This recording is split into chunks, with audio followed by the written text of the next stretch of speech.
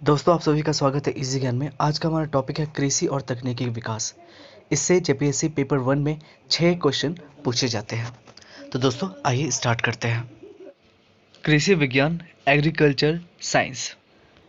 कृषि विज्ञान विज्ञान की वह शाखा है जिसमें उचित तकनीकों व शोध जैसे सिंचाई, जिन्हें हम इरिगेशन कहते हैं, नाइट्रोजन प्राप्ति व बीज की गुणवत्ता में वृद्धि द्वारा फसल की गुणवत्ता एवं फसल उत्पादन में वृद्धि की जाती है।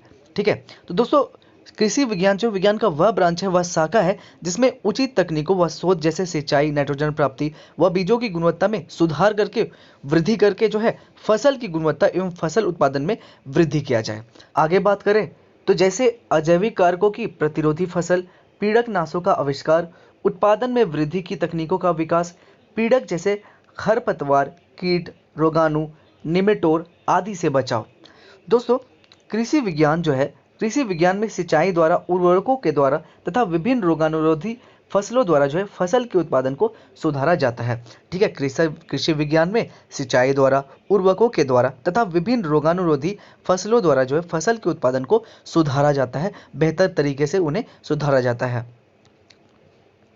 दोस्तों, आगे बहुत ही इंपॉर्टेंट बात कि सन 1968 को हरित क्रांति, सन 1968 को हरित क्रांति ग्रीन रेवोल्यूशन वर्ष माना जाता है। तो दोस्तों, कब हरित क्रांति वर्ष माना जाता है? सन 1968 को ही हरित क्रांति ग्रीन रेवोल्यूशन वर्ष माना जाता है, क्योंकि उस समय अन्न की पैदावार में अत्यधिक वृद्धि हुई है। क्यों माना जाता है हरित क्रांति? ठीक है, क्योंकि उस समय जो है अन्न की पैदावार में, अनाज जो है बहुतायत में जो है उत्पादन किए गए थे और उनकी पैदावार में जो है वृद्धि हुई थी। दोस्तों, हरित क्रांति के लिए विभिन्न कारक जिम्मेदार हैं। कौन कौन से कारक जिम्मेदार हैं हरित क्रांति के लिए? दोस्तों, विभिन्न कारक जो है ये जिम्मेदार हैं। कौन कौन से? तो उच्च गुणवत्ता वाले बीज, दूसरा अच्छी सिंचाई उर्वरकों का प्रयोग, तीसरा कीटनाशक व पीड़नाशक का प्रयोग तथा अच्छी कृषि तकनीकों का प्रयोग, जैसे मिश्रित कृषि व अंतर कृषि द्वारा।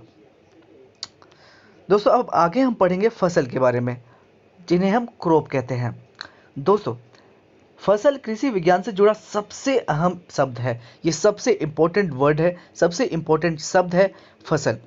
दोस्तों, फसल औद्योगिक स्तर पर खाद्य पदार्थों के रूप में काम आने वाले पादपों को कहा जाता है। फसल किसे कहा जाता है?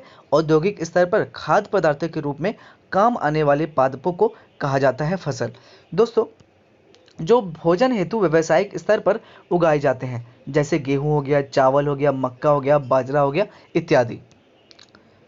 दोस्तों, नेक्स्ट है, अगर हम बात करें फसल का, तो फसल का वर्गीकरण जो है आपको 3 प्रकार से देखने को मिलेगा। ठीक है, फसल के उगने के समय के आधार पर फसलों को निम्न प्रकार में वर्गीकृत किया जाता है। कौन कौन से? पहला है खरीफ फसल।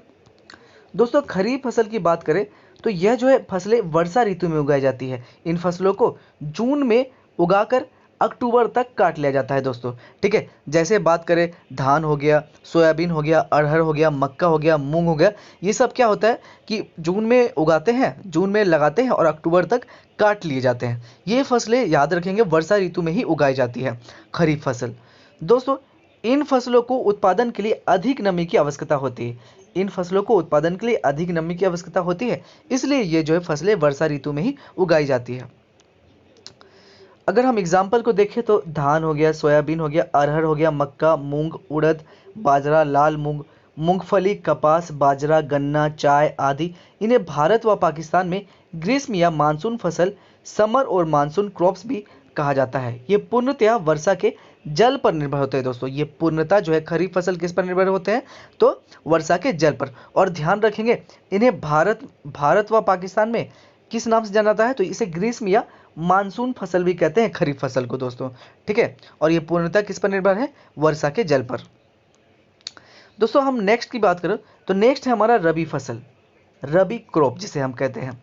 दोस्तों, ये फसलें जो है शीत ऋतु में उगाई जाती है। ठीक है, इनकी बुआई नवंबर में होती है और कटाई जो है अप्रैल में होती है। ये फसलें शीत ऋतु में उगाई जाती है, इनकी बुआई नवंबर में होती है और कटाई कब होती है? अप्रैल में। दोस्तों, इन्हें उत्पादन के लिए कम तापमान की आवश्यकता होती है। ठीक है, सिंचाई का मुख्य स्रोत धरातलीय जल है। सिंचाई का मुख्य स्रोत क्या है? धरातलीय जल है, जो वर्षा के समय एकत्रित हो जाता है, जो वर्षा के समय एकत्रित हो जाता है। उदाहरण के लिए देखें दोस्तों, तो गेहूं हो गया, चना हो गया, मटर हो गया, सरसों हो गया, तिल हो गया, अलसी हो गया, ये सब रबी फसल है। नेक्स्ट बात करते हैं हम जायद फसल की, जायद क्रॉप की। दोस्तों ये फसलें ग्रीष्म काल में उगाई जाती है। इनकी बुआई मार्च में तथा कटाई जो है जून में होती है। ये फसलें ग्रीष्म काल में उगाई थी, तो ग्रीष्म काल में कौन सी फसल उगाई जाती है, तो जायद फसल उगाई जाती है। इनकी बुआई जो है मार्च में तथा कटाई जून में होती है। ये अधिक सूर्यताप को सहन कर सकती है, ये सबसे अधिक सूर्यताप को सहन कर सकती है।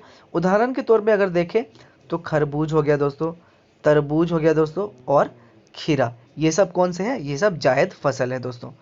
दोस्तों हम आगे बात करेंगे विभिन्न प्रकार की फसलें, उनके वानस्पतिक नाम एवं उत्पत्ति स्थान, different types of crops and their botanical name and origin place. अनाज फसलें, यहाँ पर है फसल, यहाँ पर है वानस्पतिक नाम, और यहाँ पर है उत्पत्ति स्थान। दोस्तों पहले बात करते हैं गेहूं को।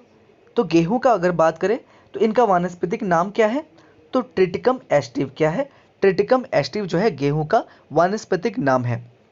नेक्स्ट, इसकी उत्पत्ति कहाँ से हुई, तो दक्षिण पश्चिम एशिया से इसकी उत्पत्ति हुई। कहाँ से, दक्षिण पश्चिम एशिया से ही गेहूं की उत्पत्ति हुई है, और इसका वानस्पतिक नाम क्या है, ट्रिटिकम एस्टिव। नेक्स्ट है चावल।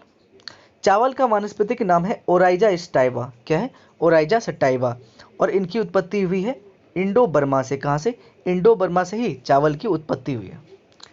नेक्स्ट है मक्का।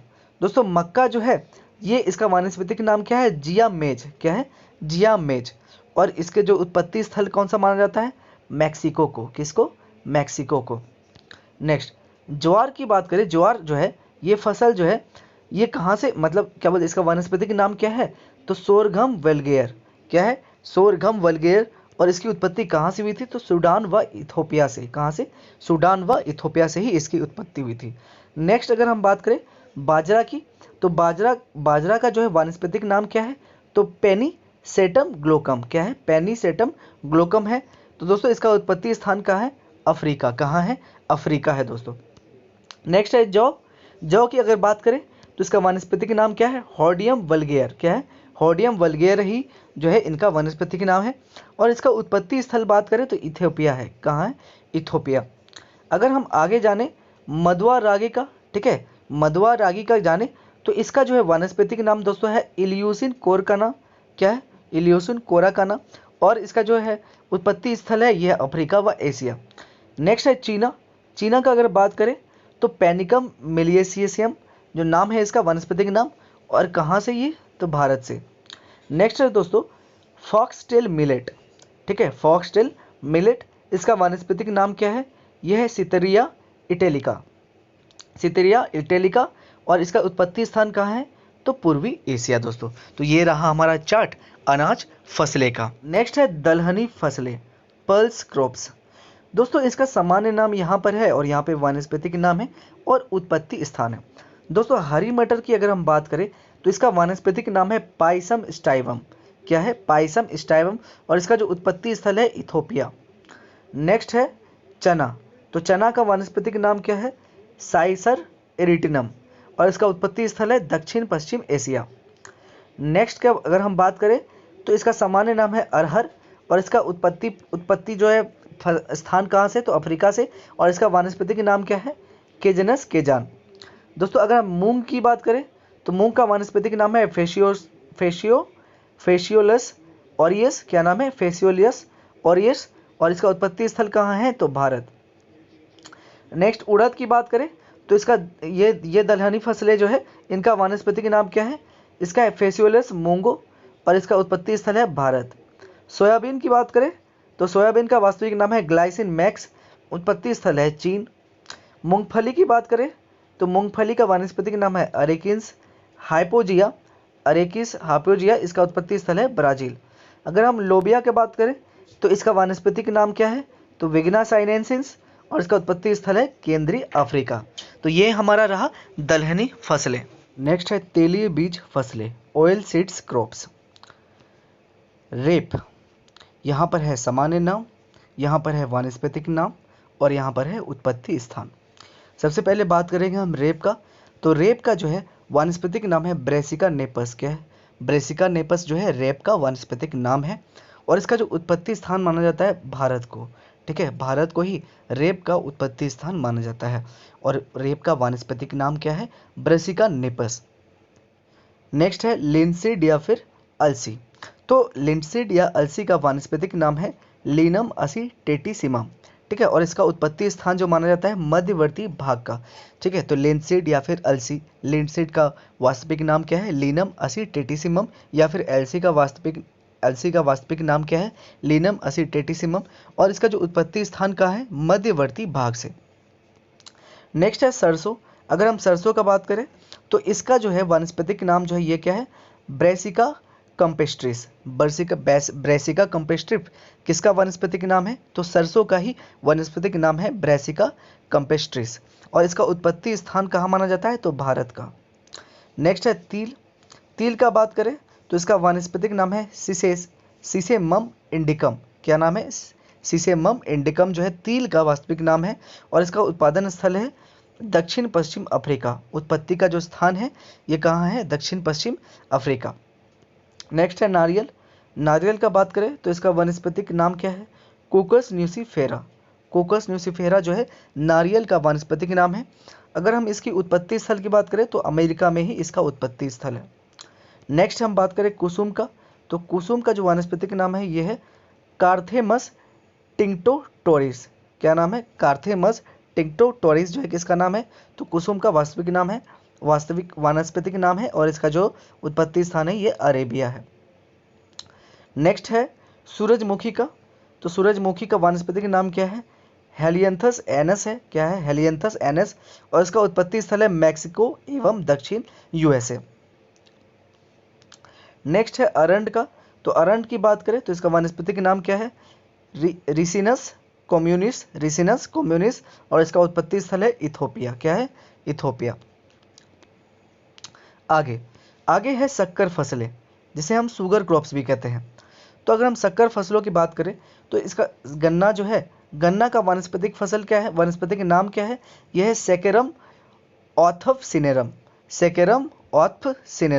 इसका उत्पत्ति स्थल कहाँ माना जाता है? तो दक्षिणी एशिया में। चुकंदर की बात कर ले तो चुकंदर का जो वानस्पतिक नाम क्या है? बीटा वुल्गेरिस। क्या है? बीटा वुल्गेरिस चुकंदर का वानस्पतिक नाम है और उसका उत्पत्ति स्थल है पश्चिमी यूरोप। नेक्स्ट है जड़ व कंद फसलें, रूट एंड ट्यूबर क्रॉप्स। आलू की बात करें तो आलू का वानस्पतिक नाम है सोलेनम ट्यूबरोसम, और इसका उत्पत्ति स्थल है दक्षिण पेरू। अगर हम शकरकंदी का बात करें तो इसका वास्तविक नाम है आइपोमिया बेटेटा, और उत्पत्ति स्थल कहाँ है? तो केंद्रीय अमेरिका। अगर हम कसावा का बात करें तो कसावा का वानस्पतिक नाम क्या है? मैनीहार्ट यूटुलिसिया, और इसका उत्पत्ति स्थल है शीतोष्ण अमेरिका।